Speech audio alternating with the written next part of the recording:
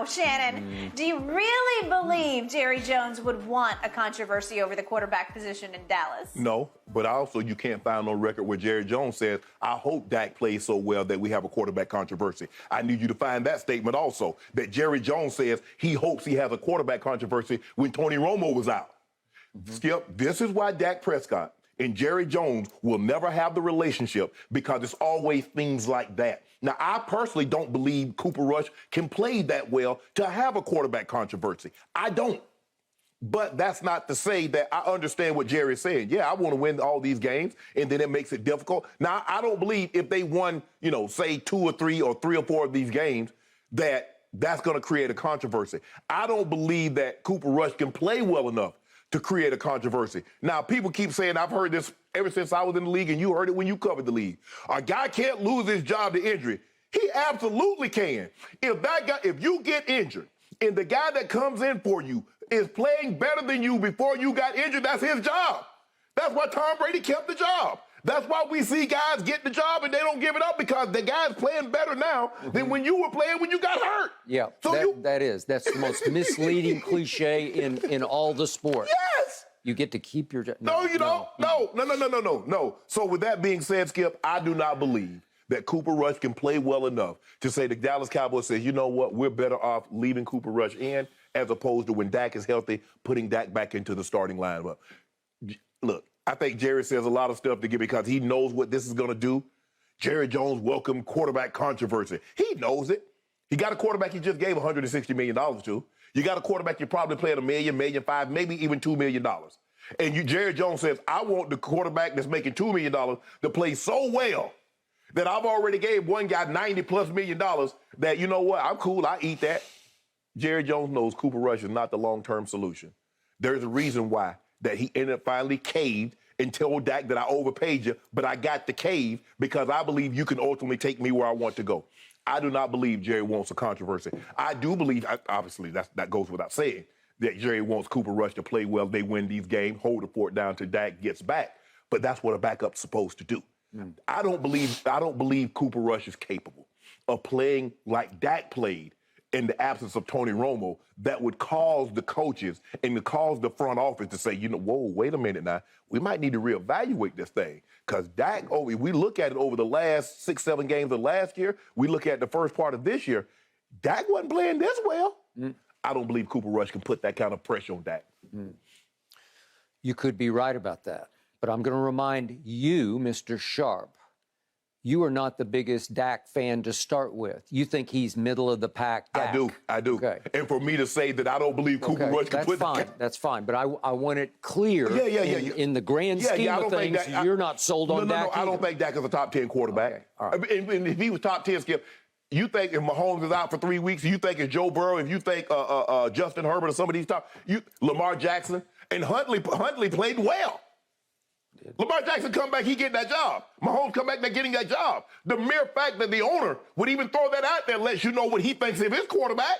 What other owner would say that? I remind you, and I think you noted it early on, the night Dak went down on opening night against Brady and company, he raised the specter of this scenario that night. He said, wouldn't it be something? He said, I'm not predicting this, but wouldn't it be something if he Cooper Rush made me make a decision down the road? Right.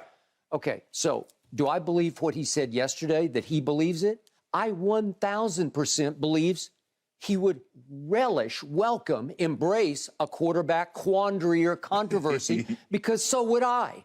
Because it would only have positive outcomes whichever way you go, because Dak needs a fire lit under him. It's time for him to play up to the $75 million he made last year in the big contract that he got. Right. It's time to earn it. I think he's capable of, but he hasn't been showing me. Oh, so now all of a sudden you think he's middle of a pack quarterback? How can I defend his last 12 games? I can't. Right. I told you, down the stretch last year, I dare any Cowboy diehard. I'm a lifelong diehard, but I like to think I'm the oxymoronic, objective Cowboy fan. I like to think that I am. If there's such a thing. If there's such a thing. But how do I defend it to you across the table when I look back, starting with your stinking Broncos, came to Jerry World just when we were riding the highest? and it's 30-0 Denver going to the fourth quarter. What am I supposed to do with that? Listen, in all my Cowboy watching days, I don't think I've been more devastated. And I knew deep down, this is really wrong. Right. Like I thought they were off to the races, like maybe get to the Super Bowl races. And all of a sudden, you can't be a Super Bowl team if you trail 30-0 at home. You can't even write it off as an aberration or a bad day. It's beyond bad. Right. You just got exposed is what happened. And remember your coach at the time, he's ripping him like they put that blueprint. He got the blueprint. He had the Jay-Z blueprint on him. Okay, well, it seems like he did. I got to give him credit wherever he is. I don't even know where he wind up, but whatever. Yeah. The point is, here we went, and then they go to Kansas City. And they get the ball 12 times, and they score 3 field goals. I can't defend it. And then I still haven't recovered from Thanksgiving evening, biggest stage in the sport in the regular season. Where was Dak? They win the toss in overtime. What team at home wins the toss and loses the game? They went 3 and out. They went 3 and out. And he's trying to throw one. He throws it behind Noah Brown, and he can't hang on because they seem to have no rapport. He and CD have little to no rapport. What am I supposed to do with that? And then Kyler comes to town. He loves to come home and beat the hell out of the Cowboys. And he did it again. And then you know what happened when San Francisco and Kyle and Mike came to town for a playoff game? Dak stunk. How can I defend that? Opening night against Brady, as opposed to what happened a year ago on opening Thursday night, Dak stunk. I mean, he was beyond stinking in that game. They scored 3 points. What am I supposed to do with that? The only team opening weekend did not score a touchdown. But let me ask you, when Dak, what do you think Dak is thinking when he heard this? Do you tell me what you think Dak is thinking? But by the way, just a quick point of order to your point. He called him Prescott, and it came across to me like he's the face of your franchise. He's it, man. Yeah. You said he can take us to the promised land, and you refer to him publicly as Prescott?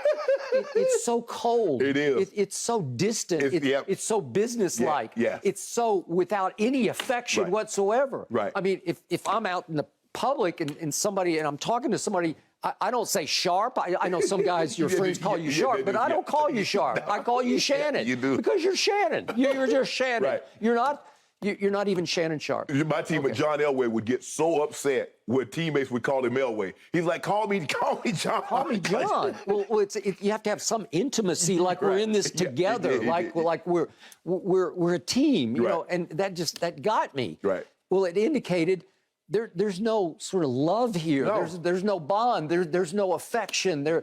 But I think a lot of that has to do with Dak. Dak has never allowed the relationship to be close like Jerry likes to get with all of his players. All of his from Michael Irvin to Dez to a lot of the players, to Tony Romo, Ezekiel Elliott.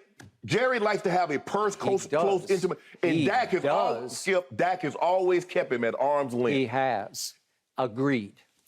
Okay, so he's now had a small sample size of Cooper Rush, but the samples that we have, the 2 at Minnesota and the 1 last week at home against the defending AFC champions, the team that almost won the Super Bowl, they were pretty good. And so Jerry's saying, I need more, because he's saying, if we have a quarterback decision to make, that means that he beat the Giants and he beat Washington at home, and then not sure when Dak's going to be ready. Heck, if you want to do 1 more week, that would mean he would beat the Rams out here in L.A. Right. Okay?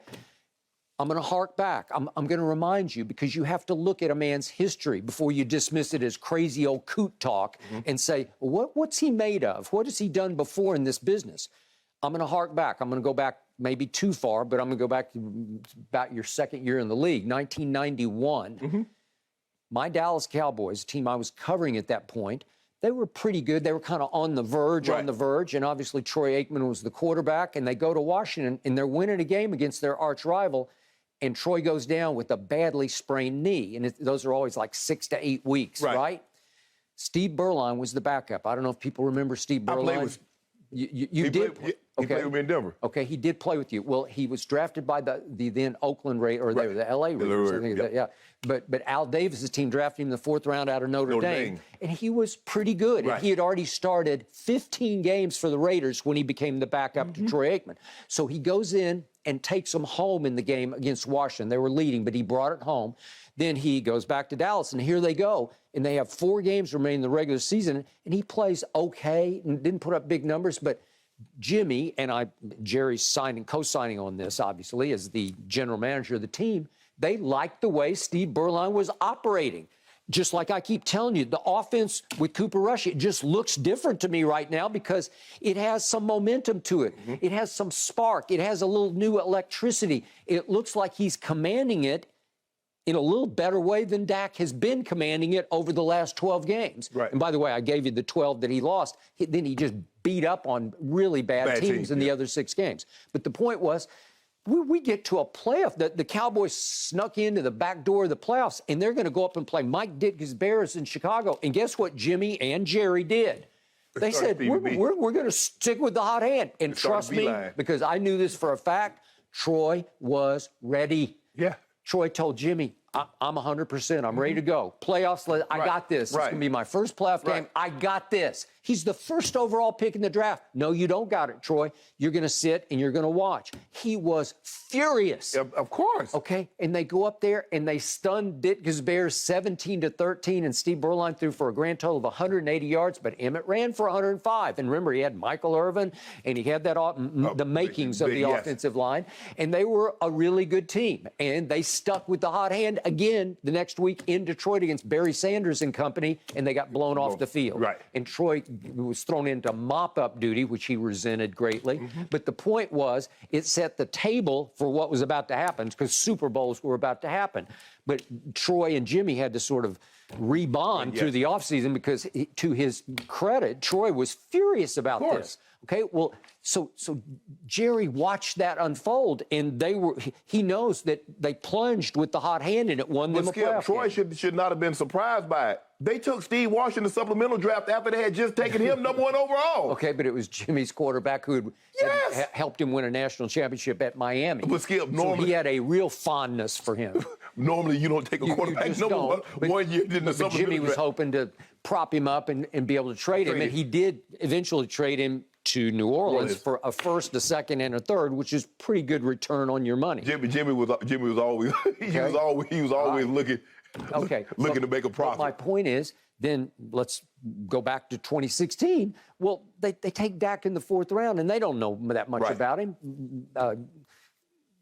Garrett liked him, some of the scouts liked him, but the point was, really? Right. And when Tony Romo, we were about to start our show here in September, but there's the 3rd preseason game at Seattle, and Romo gets hurt again. He was always getting hurt, and I'm starting to feel that way about Dak. He's always getting hurt. Especially lately. Lately, he's getting hurt.